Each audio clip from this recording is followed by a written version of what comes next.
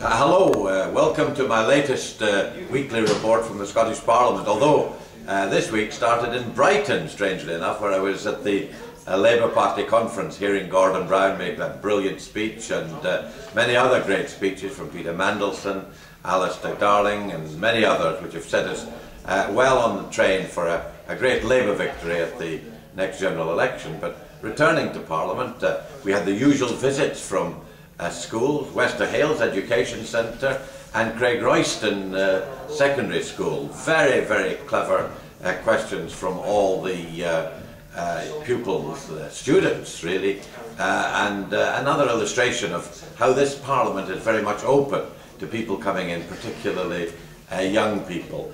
And then I went to a cross-party group on epilepsy. And one of the other good things about the Scottish Parliament is the way in which these cross-party groups work, bringing in members of all parties and experts from outside to talk about matters of concern to the Scottish Parliament, to Holyrood. And this one was chaired by my colleague Mary Mulligan in an exceptionally efficient manner. And we heard from Professor Bowen about some of the problems that people with epilepsy face. So it shows the way in which, even when there are not things hitting the headlines at the Scottish Parliament, we've still got a lot of work to do. But there has been one exciting thing here in the Scottish Parliament at First Minister's Questions, where Nicola Sturgeon stood in for Alex Salmond, and Joanne Lamont pressed her on the way in which the school building programme under the SNP has ground to a halt. Schools like Portobello High School, James Gillespie's and Boroughmuir, which would have been being built and underway under a Labour government if we'd continued, have now no immediate prospect of getting built.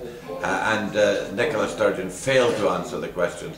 And once again we see millions of pounds being spent on the Scottish Futures Trust, which is putting up no funding for schools whatsoever.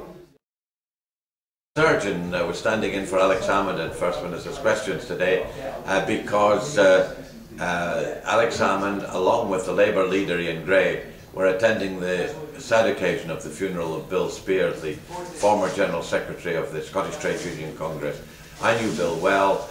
He was a great servant of the Labour movement, and he will be sadly missed. Come back to and hear my report from the Scottish Parliament next week.